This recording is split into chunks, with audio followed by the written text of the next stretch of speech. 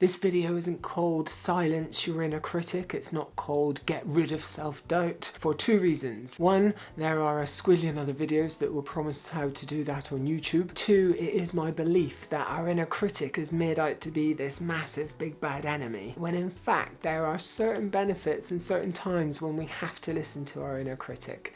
Shock, horror, I'm going against all the other thousands of millions of videos here on YouTube. I'm Chris and I want to help you to realise the real power that lies in listening to our inner critic a little bit and then telling it to do one. There's some really deep, intricate stuff happening when we talk about why we have an inner critic and what's going on there. Chances are by the time you're watching this, you are a fully formed adult, you have decades of experiences under your belt, and without getting too deep into it, all of those experiences from birth have gone to make us who we are today, complete with inner voice and a big old bag of issues to varying degrees. The brain works so hard at keeping us alive. That is its main job, and it's done a pretty good job of it so far. And part of that brilliant brain of ours is the amygdala complex, and it's part of the limbic system, part of our emotional brain. And essentially when we feel threatened, when we feel at risk, the amygdala complex has a habit of kicking in, shutting down our frontal lobes and telling us that we are in danger. And you will be familiar with the good old fight or flight mode and possibly even the freeze mode. And it's our brain simply trying to keep us safe and alive and away from pain and away from danger. So that seems like a pretty good thing that we should listen to a degree, right? It can help us to get ready, it can help us to learn if we listen to it when we need to, and if we manage it when we don't need that inner critic nagging away at us. Here's the problem though, the brain works so hard at trying to keep us alive that it's doing all this automatically. So at times our inner critic will damn us if we do, and it will damn us if we don't. Because if we do, our inner critic might pipe up and say things like, well, I told you that was going to happen, I knew this was all going to go wrong. And if we don't, what a failure, what a wimp, why didn't you do that? I told you weren't good enough to do that. And our brain says things like, hey, Chris, remember that time you stuffed up? Remember that time you got it all wrong? Let's just play that on repeat and keep it on a loop in your brain because you don't want to feel that again. So we should listen to it because it can help us to prepare. And then comes a point when we say, no, I'm not listening to that. Enough is enough. And there's a few really simple tips that can help you to get to that point so that you can better manage your inner critic and reduce that nagging self-doubt when it pops up. We need to get real with ourselves, all that brain stuff. All we need to know is that when our inner critic raises its voice, it is not based in rational thinking. So do not expect a rational argument with your inner critic. Remember, it's trying to keep us safe and away from pain. I'm sure I can do this. You haven't got what it takes, Mooney. I really should go to another networking event. Or what, like that last one when you just pretended to be on your phone the whole time.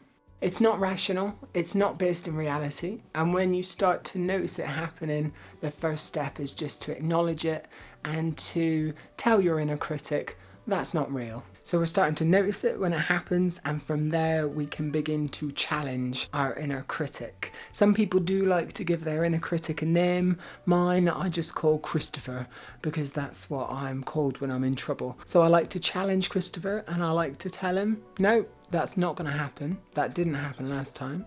That's not real. Remember, we're getting real with our inner critic. And then we need to get so much better at reflecting back and thinking about what happened. That reflection is huge because looking back we can then learn from it, we can decide what we want to be different for the future, and we can move on without festering on it. If that festering is something you'd like a bit more support on, I do have another video on controlling our negative thoughts and emotions that I will link to, and I'll put a link in the description below. So many of us just don't want to challenge our inner critic. We stay strong, we want to appear strong to others, we want to be perceived as strong, we don't want to be seen as weak. So we go on and on as long as we can, we stick our head in the sand, we ignore that inner critic. We don't listen to our physiological signs that our body sends us. We don't listen to that nagging little voice. We compartmentalize it. We put it in a little box. We ignore it. By challenging it, we face up to our inner critic and we really start to analyze, is this real? We've already determined that it's not real, it's irrational, and then it becomes so much easier to challenge. Now we're getting real with our inner critic. When that self-doubt arises, we're starting to challenge it, and from there we can begin to change our inner voice. And with this, it becomes so important to not only acknowledge the inner voice when it pipes up, to thank it as well, to thank it for its contribution and to politely decline to believe it, to rewrite the story whatever way you want to think about it. Just because we develop at getting real with our inner critic, at starting to challenge it and then starting to change that voice, doesn't mean that everything is then all rosy. This will keep on happening and continue to happen. The idea being that it becomes so much easier and so much quicker to do something about it, to reduce those feelings of self-doubt.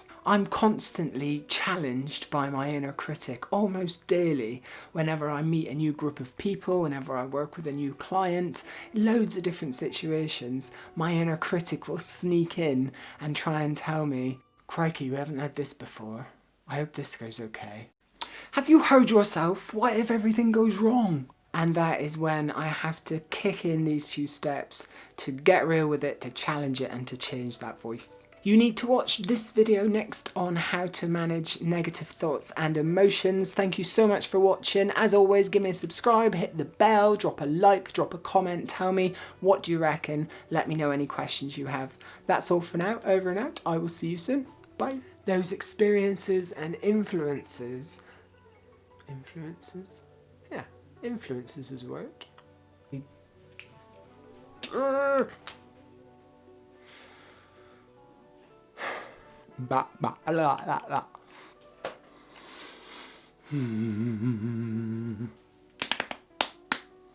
Then put them in the comments, because that's where we put things. Thanks for watching this video. If you enjoyed it, please give it a like and leave a comment, and be sure to subscribe for regular videos to support your mindset and resilience.